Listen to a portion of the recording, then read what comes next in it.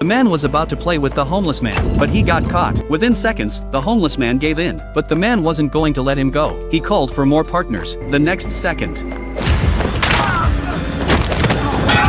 it took only a few seconds for the homeless man to subdue them for allegedly fighting. They were all brought to the police station. Being regulars here, the sheriff wasn't surprised to see them. She was more curious to see who the other man was. However, after seeing the surveillance camera, she was even more surprised. Only the special forces have this kind of fighting technique. During the interrogation, she intentionally switched a glass of water with the homeless man. She was able to get a fingerprint based on the results of the comparison. He was present at several crime scenes, and he's still wanted in 4 countries. This made the sheriff more and more curious about his identity, but she didn't wait for the questioning to continue. An attorney came in to process the bail. The next day, the attorney took him to meet with the boss. Once they met, the boss told her who he really was: a former CIA operative, a man who faked his own death and quit because of his displeasure with the authorities, and he chose to bail him out because he was offering him a job. In New York City, something bad happens to someone every 18 hours, but premeditated harm can be prevented, and the boss has such a list. The people on it are either involved in kidnapping or murder, like the woman in front of him, a prosecutor. She's at the top of this week's list. As to whether she's a victim or an assailant, that's what the man needs to find out. But the man balks at the idea. He prefers to be a hobo. He goes back to his place afterward, trimmed his hair and beard. Under the influence of alcohol, he quickly fell asleep. But when he woke up, he found himself tied up in a strange hotel. At this time, the phone rang. The man picked it up. The boss's voice came from inside. He said he wanted to make the man feel powerless. Immediately after, the next door came the screams of a woman. The man looked around. He quickly smashed the lamp and cut the ropes, and then smashed open the door.